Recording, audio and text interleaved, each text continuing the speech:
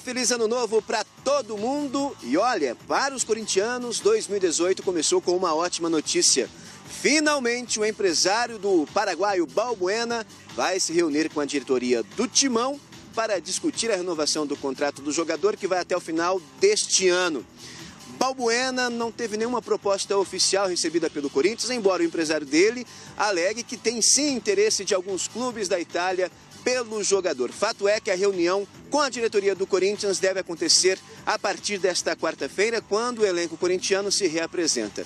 Balbuena, depois da saída do Pablo, deve ter como companheiro na zaga, muito provavelmente, o zagueiro Henrique, dispensado pelo Fluminense, já tem um acordo verbal com o Corinthians e deve assinar contrato muito em breve.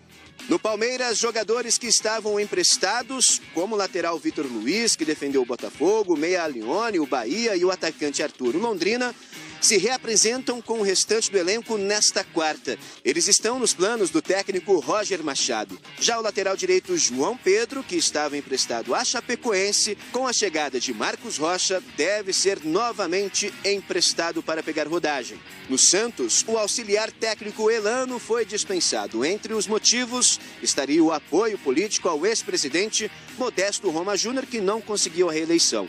E também um pedido do novo técnico, Jair Ventura. Sobre o mercado, o Peixe recebeu uma proposta de 24 milhões de reais do Spartak Moscou da Rússia pelo zagueiro Lucas Veríssimo. Como não achou interessante o valor, o zagueiro segue no clube. Ele tem contrato até 2022. O São Paulo tem como prioridade, neste começo de ano, a compra em definitivo do Profeta Hernanes. O empréstimo dele vai até o meio do ano, mas uma cláusula no contrato permite que o clube chinês solicite o retorno dele já agora em janeiro. As negociações estão sendo conduzidas por Raí e Ricardo Rocha. Daqui de São Paulo, Jackson Pinheiro, para os canais Fox Sports.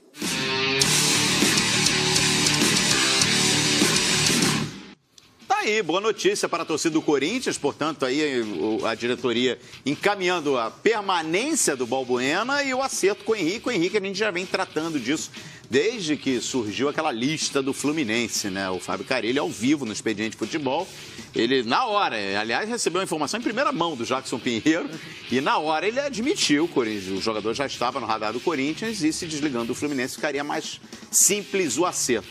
José Carlos Pérez, né? Assumindo hoje o Santos, o novo presidente do Santos. Jair Ventura é o técnico e Hernan Barros pode pintar na Vila, aliás, deve pintar na Vila como substituto do Ricardo Oliveira. E esse apanhado do mercado paulista aí, sem falar do Diego Souza, hein? Que teria avançado a negociação com o São Paulo.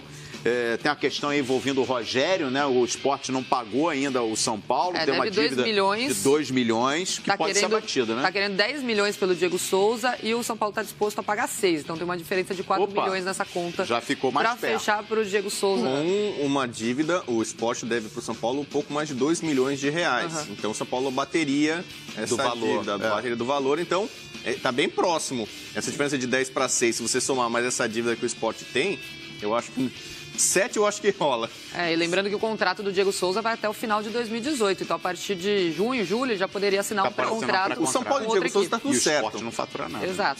O São Paulo com o Diego Souza está tudo certo. O Diego Souza está louco para já há um tempo jogar não que no Sport ele não tenha condição de ir para a seleção. Ele foi para a seleção no Sport. Ele quer voltar para o eixo Rio-São Paulo. Ele quer, porque ele acha que ele tem mais chance de ir para a Copa do Mundo jogando. Vitrine, visibilidade. Tem mais visibilidade e chance de ir para a Copa do Mundo maior. Então, a família estava muito bem adaptada ao Recife e tal, mas o Diego está disposto, já está certo com o São Paulo, a defender o tricolor do Morumbi. Sobre o Corinthians, acertou na mosca pra mim. Eu gosto muito do Henrique como zagueiro. Ele já brilhou até como volante com o Palmeiras campeão da Copa do Brasil na época do Filipão. Depois acho que ele meio que foi pra Copa do Mundo por conta do Filipão e tal. Depois teve problemas médicos, sofreu muito em 2017, ano passado, né? Agora pode falar assim. No ano passado com problemas médicos, talvez isso tenha atrapalhado o futebol dele. Só que é muito bom zagueiro para os padrões brasileiros. Então o Corinthians, que já é uma referência defensiva, ainda mais dirigido pelo Carinho, que é um especialista em defesa, para mim está garantido. Resolveu muito bem a linha de defesa, embora falte, acho que um lateral esquerdo de bom nível, o Corinthians sinceramente vai estar no mercado, e o Corinthians precisa de pelo menos um bom centroavante com a saída do Jô. Já queria um mesmo com o Jô, talvez precise de 2. Sobre o Santos também tem uma vida boa com os zagueiros, tem bons zagueiros, o Lucas Veríssimo é um deles. O Santos não está bem financeiramente, está tentando fazer uma engenharia financeira aí, mas perdeu muitos jogadores. Pelo menos na defesa segurou o Lucas Veríssimo. Acho que é jogador que tem capacidade de jogar para times melhores na Europa no futuro do que o Spartak da Rússia. E o Pirata, hein? Pirata pode ser o substituto perfeito para o Ricardo Oliveira? Deve ser. Eu defendi a contratação do Barcos, porque o Barcos, para mim, desses jogadores estrangeiros que passaram por aqui, de parte ofensiva, comandante de ataque, ele é um dos caras mais técnicos, habilidoso, um cara que pode fazer diferença. Ele decide jogos, ele desequilibra jogos, ele tem essa capacidade. A situação para ele no Equador não é boa já há um bom tempo, porque é crise financeira. Então, não deve estar recebendo e tal. No Brasil, paga-se muito mais do que no Equador, do que na LDU. Então, tem esse flerte, esse namoro. Ele já conhece o futebol brasileiro, já veio aqui, deu bom resultado. Conhece São Paulo. Passou. Então, é muito melhor do que contratar, por exemplo, o Gilberto. O Gilberto, atacante que saiu de São Paulo, foi especulado, né? Há interesse. O Botafogo já procurou por ele. O interesse sempre vinculado ao Jair Ventura. Exatamente. Que quando o Gilberto esteve aí, no foco do Botafogo, o Jair Ventura ainda era técnico do Botafogo. Depois se falou do Gilberto no Santos, quando o Jair Ventura foi pro Santos. Aliás, o Barcos também é alvo do Jair Ventura. O interesse é dele. Então, eu imagino, vamos supor que o Santos contrate os dois. O Gilberto vai ser banco do Barcos como era banco do Prato.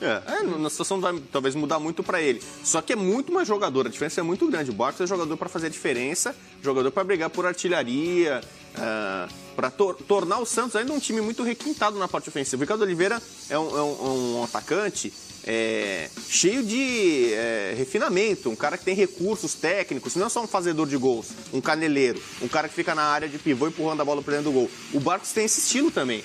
O Barcos é um jogador muito técnico, habilidoso e tal, além da figuraça. Agora, né? o que me chama atenção e de forma nem tão positiva assim, aliás, pelo contrário, eu vejo de forma negativa, né? Porque cada vez mais a gente tem que se conformar com a nossa realidade, né? Que os grandes talentos, os jovens talentos estão saindo, vão jogar fora do país e a gente aqui, os grandes investimentos são feitos em jogadores acima de 30 anos. A gente vê o Cruzeiro contratando o Fred, a gente vê o São Paulo desembolsando uma grana pelo Diego Souza, já tem 32 anos, né? A gente vê o Cruzeiro está muito próximo de anunciar o Bruno Silva.